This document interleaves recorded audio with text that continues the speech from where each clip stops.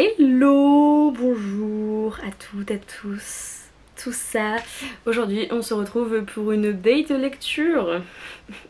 Et autant dire que il y a eu des gros fails, genre il n'y a pas que du bon. Mais j'ai quand même lu à peu près 5 livres en dehors des challenges en juin-juillet et... Arrêtons le suspense.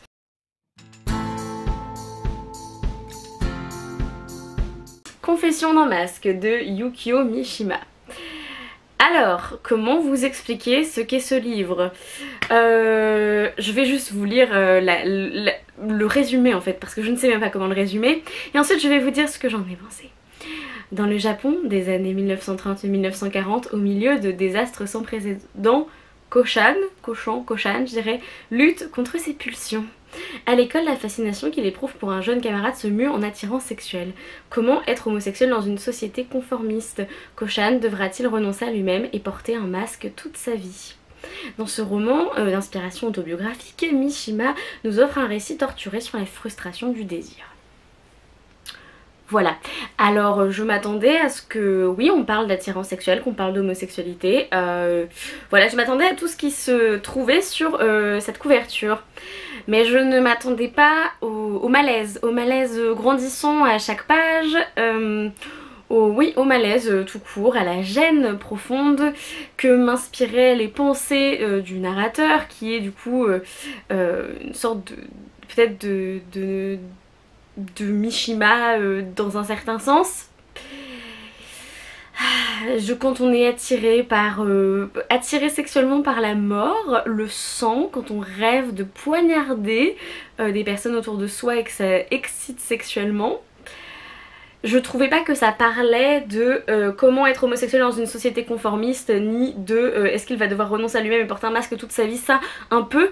Mais en fait pour moi c'était pas tant qu'il était homosexuel, mais qu'il avait des pulsions vraiment particulières. Voilà, pour moi ça ne traitait pas vraiment de est-ce qu'on peut être homosexuel dans une société conformiste, c'était est-ce que nos désirs vraiment pervers et problématiques, est-ce que ça a sa place dans n'importe quelle société en fait. Voilà, j'ai vraiment été perturbée par ce livre, donc j'ai du mal à voir le génie de Mishima. Voilà, j'ai du mal à voir tout ce genre de choses. C'est pas un livre où tout est à jeter, hein, voilà, c'est intéressant. De toute façon, c'est dans une certaine dimension autobiographique, donc voilà, c'est ce que l'auteur a ressenti, et voilà, qui était perturbant j'imagine pour lui pendant son enfance et son adolescence. Mais du coup j'ai du mal à trouver ce livre, genre ce livre extraordinairement bien sur la condition homosexuelle au Japon dans les années 30-40. Pour moi c'est vraiment hyper spécifique ce qu'il vit quand même, hein. Voilà, j'en ai encore des frissons d'avoir lu ce livre, très sincèrement. Voilà, c'était trash, mais vraiment dans un sens particulier, hein. Voilà, j'ai du mal à comprendre l'excitation sexuelle qui passe par le sang, l'envie de couper les gens, l'envie de tuer les gens, de voir des gens morts, que ça excite sexuellement. Voilà, en fait je partais sur autre chose, je partais sur quelque chose peut-être de plus général, de plus historique sur le Japon des années 30-40 et la condition des hommes homosexuels à cette époque là. Et là on est vraiment dans quelque chose de très intime, de très personnel. J'ai pas pu m'empêcher de juger le narrateur qui était évidemment froid, etc. C'était intéressant, hein, voilà, confession d'un masque, l'idée que cette personne porte un masque, qu'elle ne peut pas être elle-même, etc. Et j'étais là, mais en même temps est-ce que être toi-même c'est tes pulsions de mort, de sang, de scarification? C'est parce que moi je pensais que voilà il portait un masque parce qu'il était homosexuel et que voilà c'était pas accepté. Mais là c'est genre j'aimerais, je fantasme que toute ma famille meure et que je sois un orphelin. Je fantasme ça et toi t'es là genre d'accord, donc bon. Voilà, comme vous l'aurez compris, confession d'un masque et moi, ça a eu du mal à passer. Pour me remettre de mes émotions, j'ai lu Le problème à trois corps de Liu Cixin, qui est le tome 1 de cette, je crois que c'est une trilogie. On va suivre, comment il s'appelle, Ye Wenji. Du coup on est en pleine révolution culturelle et le premier chapitre, il y a son père qui est professeur de physique qui est accusé sur la place publique d'avoir comment dire, des idéologies bourgeoises, accusé que les lois de la physique soient contraires à ce que le gouvernement chinois a décidé. Donc on est dans les années, on est en 68 je crois au tout début, je crois. Je ne sais plus déjà. Mais donc on part de ce principe là et on va suivre du coup sa fille qui assiste à ce débat un peu sur scène, à cette exécution. Et on va suivre sa fille qui va se retrouver dans une espèce de camp pour couper des arbres. Voilà, un peu camp de redressement à moitié. On va lui proposer soit elle rentre dans une base physique, aérospatiale, etc. et va travailler pour eux, soit on sait pas ce qui peut lui arriver, probablement la prison ou peut-être la peine de mort, on sait pas puisque elle était déjà en rééducation par rapport à ses idées et surtout aux idées de son père. Et donc on va avoir ces quelques chapitres dans le passé et ensuite on va avoir un homme, un professeur de physique actuel, enfin actuel, ça, je sais pas, ça doit être dans les années 2000 probablement ou 2005, donc 40 ans, 40, 50 ans après, et il va lui arriver des choses étranges et j'ai pas trop envie de vous en dire plus même si on sait que c'est un roman de science-fiction. Voilà, il va y avoir un rapport bien sûr avec la physique, les lois de la physique, les lois de l'espace, etc. Mais le derrière de couverture est très très spoilant si vous ne savez vraiment pas de quoi ça parle. Du coup moi je suis allée dedans en sachant des choses qui avaient été spoilées par d'autres, voilà, par Emily de la chaîne Emily Fox, Books with Emily Fox, je sais plus. Elle avait déjà parlé elle avait catégorisé en fait ce livre dans la science-fiction et donc je savais des trucs alors que ça n'arrive que genre au milieu voire aux 2/3 du livre. Donc j'ai pas envie de vous en dire plus, voilà, c'est de la science-fiction chinoise. C'était vraiment hyper intéressant, ça a réussi à me foutre les jetons au point que quand j'étais en vacances dans la Creuse on voyait hyper bien les étoiles parce que quasiment pas de pollution lumineuse, ce genre de choses. Donc franchement j'étais fascinée, j'ai passé des longues minutes, heures à regarder les étoiles on va dire. Et des moments où j'avais peur qu'il se passe des choses qui se passent dans ce livre. Donc voilà, ce livre m'a bien marqué. J'ai trouvé qu'il était construit de manière hyper intelligente pour quelqu'un qui connaît pas du tout, qui s'y connaît pas du tout en sciences, en physique, surtout que voilà j'ai arrêté la physique à la fin de la première L, donc il y avait des moments où j'étais un peu perdue mais ça allait quand même.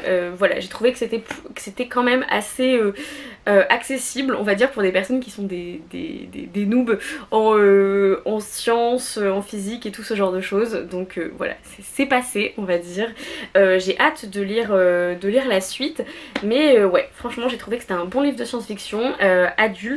Lui je l'ai bien aimé, franchement je l'ai trouvé intéressant et j'avais une grosse envie de science-fiction, donc ça a été chose faite. Et oui, j'ai lu le nouveau Hunger Games, j'ai lu The Ballad of Songbirds and Snakes de Suzanne Collins, qui est le préquel sur Coriolanus Snow. Ça se passe pendant les 10e jeux des Hunger Games alors que dans la trilogie originelle on est au 74e Hunger Games, donc voilà il y a 64 ans qui se sont passés entre les deux et donc on va suivre Coriolanus Snow qui a 18 ans et qui est donc le personnage du président Snow qui est dans Hunger Games la trilogie. On est encore vachement près de la fin de la guerre puisque c'est seulement les 10e Hunger Games et le Capitole tente un truc, il décide de donner à des étudiants de l'académie où étudie Snow d'être des mentors pour les 10e Hunger Games. Et il se retrouve avec la fille du district 12 à être voilà son mentor. Et il se passe des choses. Et en gros on va suivre tout son cheminement dans lui, comment il va accéder à une certaine forme de pouvoir. Voilà, mettre les bases sur son personnage qu'on voit 64 ans plus tard. Qu'est-ce qu'il pense des jeux, comment il a contribué à l'amélioration, voilà, le changement, l'évolution des jeux en fait par rapport à ce que c'était au 10e jeu des Hunger Games, parce que franchement c'était des jeux de pouilleux, hein, il faut se le dire, il se passait rien, ça devait être chiant comme la pluie. J'en ai pas pensé grand chose, dans le sens où c'était plus ou moins intéressant de suivre Snow. Le personnage a été rendu un peu plus complexe. Par contre il y a un gros aspect quand même de romance où là franchement j'étais là, non, genre c'était inutile, ça n'apportait rien. Voilà, je comprenais pas d'où sortait la romance, hein. Mais bon, il y a des aspects qui ont été intéressants sur la jeunesse des Hunger Games, pourquoi ça a été créé, voilà, qui est une vision autre de ce que de la vision qu'ont les personnes qui vivent dans les districts. Enfin, personnellement, ça m'a pas apporté grand chose dans ma vie. Ça m'a relancé dans une grosse phase Hunger Games. Donc là j'ai relu les 2 premiers tomes, j'ai revu les films, il me manque le 3 à relire là et à revoir. J'ai lu des fanfictions sur notamment sur Annie et Finnick, spoiler tome 2, voilà. D'ailleurs je vais vous en mettre une en barre d'infos qui s'appelle Weather Without You. Qui est une fanfiction qui retrace les 70e Hunger Games, les jeux de Annie Cresta qui était la tribu des 70e Hunger Games pour le district 4. Et donc son mentor c'est Finnick, et bref voilà, j'ai adoré cette fanfiction qui est à 99 000 mots ou un truc comme ça, donc il y a que 2 chapitres mais ils sont très longs, donc c'est un peu comme un mini roman quoi, vraiment j'ai trouvé qu'elle était bien écrite, qu'elle avait du sens. Et par contre elle est en anglais, donc voilà, je me dis je me lancerais bien dans un délire où je la traduirais tellement je l'ai adorée. C'est un peu mon énorme chip, donc ça n'avait rien à voir avec The Ballad of Songbirds and Snakes, donc petite déception hein. Moi j'aurais bien aimé que ce soit la préquelle, la fanfiction que j'ai lue, mais bon voilà, je vous la passe au cas où si ça vous tente, et puis n'hésitez pas franchement à la lire, elle est cool. J'ai écouté Over the Top de Jonathan Van Ness qui est une des personnes qui anime l'émission Queer Eye qui est sur Netflix. Voilà, c'est une émission de relooking avec 5 personnes de la communauté LGBTQ+, qui font l'émission. C'est une des personnalités les plus attachantes de la série, et puis quand j'ai vu qu'il avait sorti un livre sur autobiographique sur sa vie, en fait je me suis dit j'ai envie d'en savoir plus sur lui, donc voilà, j'ai écouté Over the Top et je vous conseille d'écouter l'audiobook parce que ça apporte vraiment quelque chose, parce qu'il y a sa voix etc, c'est voilà, la manière dont il parle en fait est vraiment très particulière. Il a vraiment un phrasé très spécial, surtout en anglais, je sais pas comment il est traduit en France. J'ai pas été hyper convaincue par le format, je sais pas si c'est fait pour moi les autobiographies de célébrités. J'avais adoré l'autobiographie de Michelle Obama, j'ai trouvé ça intéressant, hein, vraiment profondément intéressant, la manière dont il a vécu son enfance, son adolescence, son addiction au sexe, aux drogues, à l'alcool, etc. Comment il s'en est sorti, c'était intéressant, mais voilà, ça n'a pas été une énorme révélation. J'ai bien aimé en apprendre plus sur lui, mais voilà, je vais pas me jeter sur toutes les autobiographies de célébrités ou voilà, de personnalités, parce que je sais pas si c'est le format, c'est peut-être ça, je sais pas si ça m'a correspondu, bon.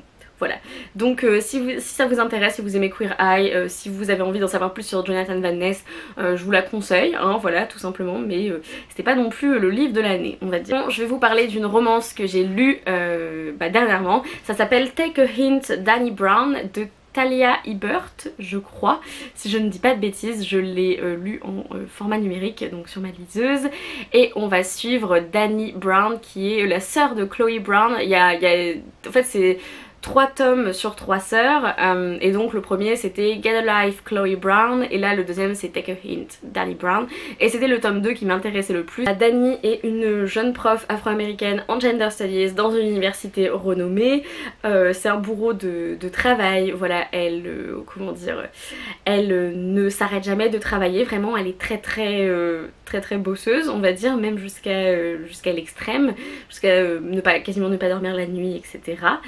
Et Et du coup elle a pas envie d'être en couple, voilà, elle a des aventures et des relations sexuelles plus ou moins régulières, mais elle ne veut pas être en couple parce qu'elle est persuadée que personne ne pourra l'accepter elle en fait, accepter son mode de vie, accepter voilà comment elle gère sa vie, que son travail passe avant tout, etc. Sa famille et son travail, en gros les trucs les plus importants. Et elle est amie depuis quelques mois avec l'agent de sécurité devant le bâtiment de l'université, et dont je ne me souviens déjà plus du nom, c'est Zaf, voilà, Zaf, qui est très gentil, hyper beau, tout ça, voilà, une crème. Et Zaf, c'est un ancien joueur de... Ah bah non, on n'est pas aux États-Unis, on est en Angleterre. Mais bien sûr.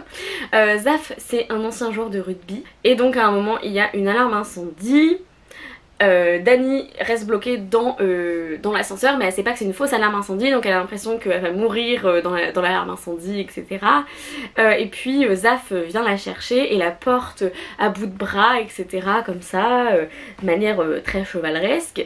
Et il y a une vidéo qui devient virale sur Twitter, et du coup ils décident pour multiples raisons de commencer à sortir ensemble, mais fake dating, c'est-à-dire voilà, pour de faux, puisque ça les arrange tous les deux, mais surtout Zaf, puisque ça relance une association qu'il a créée, etc. pour aider des jeunes, enfin bref, voilà, donc ils font mine de sortir ensemble. Des espèces de clichés de romance, mais en même temps qui sont revisités. On a deux personnages qui sont hyper complexes, qui sont assez attachants tous les deux.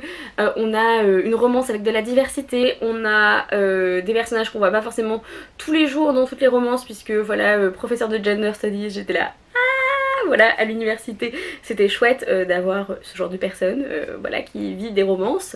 Voilà, il n'y a pas que les fleuristes et les boulangers etc. qui ont des romances mignonnes, d'accord, les professeurs à l'université aussi. Et voilà, donc on a une prof d'université avec voilà, l'agent de sécurité ancien joueur de rugby professionnel, et les deux sont trop fous.